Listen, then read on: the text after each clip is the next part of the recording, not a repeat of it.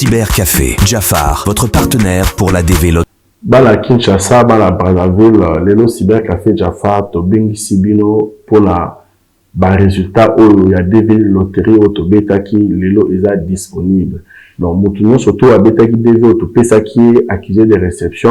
Au coquille qu'on les calaba cyber na biso pour la koya qu'on vérifier DV na yonde au goye baso qui ont gagné ou bien ont gagné.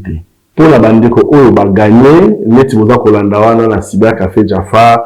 Na moment où tozali ko sala ba réunion chaque samedi tozo ya ba gagnant mutu to azo vérifier chaque semaine tozo ya ba gagnant pour na ko sunga bino na ba posséder union surtout oyo senga pour la kozo ba visa na bino. Yango Cybercafé Jafar toza wana pour la kolandela moko na moko gagnant union surtout oyo abetaki devi na ye qui a gagné et lelo Cybercafé Jafar toza wana lisusu pour la kolandela bino makamna bino et les kala bola munyo surtout.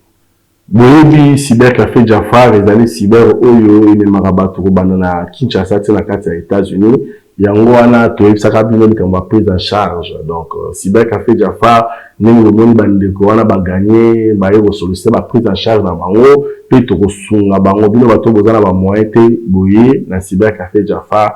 Donc kosunga bino pona ba démarche na bino nyonso ko bandeli ti na soka ndenge bokozwa visa pe ndenge tokena bino elongo na kati pour la bino ba oyo boye ko solliciter prise en charge boyebi bien Cybercafé Jafar ezaka cyber oyo ezaka bato à partir ya Kinshasa na kati ya États-Unis et puis ezana coût ya muke lelo po muto ke na États-Unis zo senga so ba montant mingi te yango wana toza ko pesa bino ba explication nyonso surtout ko banda na ko remplir ba formulaire ti ndenge muto kozwa visa na yo na billet na kati plus ou moins avec $2000 makamyoso na billet na kati nde yango Cybercafé Jafar tokozwa bino en charge pe ozongisa ngo na intérêt te kaka dépense tokosala ya plus ou moins ya $2000 na billet na yo nyonso na kati tango komi na États-Unis tozongi musala et yango nde oyo okozongisa donc ekozala sans intérêt wana ezali likanisi oyo touti kozwa mpona kosunga lisusu bandeko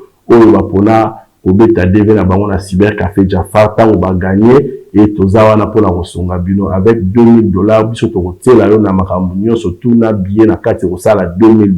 Donc vous retenir que avec $2000 ko permettre yo de voyager comme na kati ya États-Unis ce qui peut oza la ngote de biso Cybercafé Jafar na prise en charge la bino oya biso tokosunga bino pour bokende na États-Unis na ba moyen ya moki.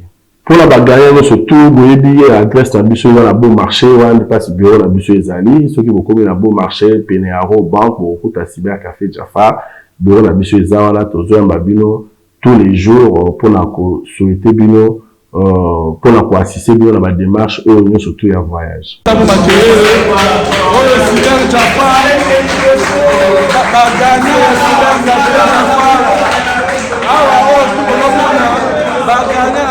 Cybercafé Jafar, donc merci beaucoup. Réunion chaque samedi pour la gagnant.